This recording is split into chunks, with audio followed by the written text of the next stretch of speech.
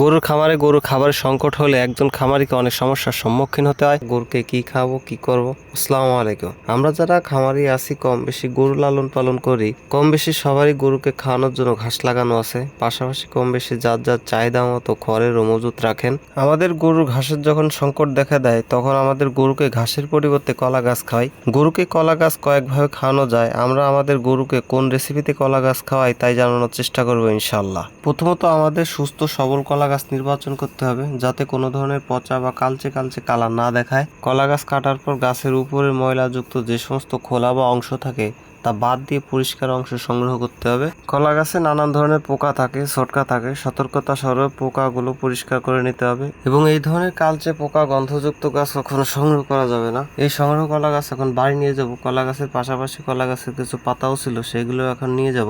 জমি থেকেই কলা গাছগুলো আনতে আমার 2 বার আসতে যাইতে হয়েছিল, কেননা অনেক ভারী ছিল কলা গাছগুলো। এই কলা গাছে মূলত 70-75% পানি থাকে। আর গরুকে কলা গাছ খাওয়ানোর ক্ষেত্রে অনেকে ভাবে যে এটা কোনো ক্ষতি বা পার্শ্ব প্রতিক্রিয়া আছে কিনা। কলা গাছ গরুকে খাওয়াইতে পারেন, এতে কোনো পার্শ্ব প্রতিক্রিয়া বা কোনো ক্ষতি নাই। চপার মেশিনে কলা গাছগুলো কাটার আগে মাঝখান দিয়ে ফেরে নিতে হবে কলা গাছগুলা, কেননা চপার মেশিনে এই আলাম কলা গাছগুলো দেওয়া যায় না। যেহেতু কলা গাছ অনেক মোটা এবং পানির পরিমাণ বেশি, চপার মেশিনে যে পিনিয়াম বা আনারস থাকে যেটা ঘাসকে ভিতর টেনে নেয়, এই পিনিয়ামে মোটা কলা গাছ দিলে স্লিপ করে। যেহেতু কলা গাছে পানির পরিমাণ অনেক বেশি, তাই কলা গাছগুলো ফেরে নিতে হবে। আর যাদের চপার মেশিন বা ঘাস কাটা মেশিন নাই, আপনারা কাঁচি বা দা দিয়ে কলা গাছগুলো ছোট ছোট করে কাইটে নিতে পারেন, তাতেও হবে। তো চপার মেশিন দিয়ে কলা গাছ কাটার পরে এখন আমাদের শুকনা খড় কাটতে হবে। গরুকে যদি শুধু কলা গাছ খাওয়ানো হয় তাহলে অনেক সময় গরুর গোবর নরম বা পাতলা হয়, কেননা কলা গাছে পানির পরিমাণ অনেক বেশি থাকে। শুকনা খড় চপার মেশিন দিয়ে ছোট করে কেটে নেওয়ার পর এই শুকনা খড় আর এবং কলা গাছের টুকরো দুইটা সুন্দর করে মিশিয়ে নিব, যাতে কলা গাছের পানির পরিমাণ যেহেতু বেশি, এই কলা গাছের পানির পরিমাণ শুকনা খড় কিছুটা চুষে নেয় এবং গরু খাওয়ার পর গরুর পায়খানা যাতে নরম বা পাতলা না হয়। আমরা মূলত এইভাবে খড় এবং কলা গাছ দিয়ে রেসিপি বানাই থাকি এবং গরুকে খাওয়াই থাকি যে সময় আমাদের ঘাসের সংকট হয়। এবং আপনাদের গরুর ঘাসের সংকট সমস্যা দেখা দিলে আপনি এই কলা গাছের রেসিপি বানিয়ে আপনার গরুকে খাওয়াইতে পারেন।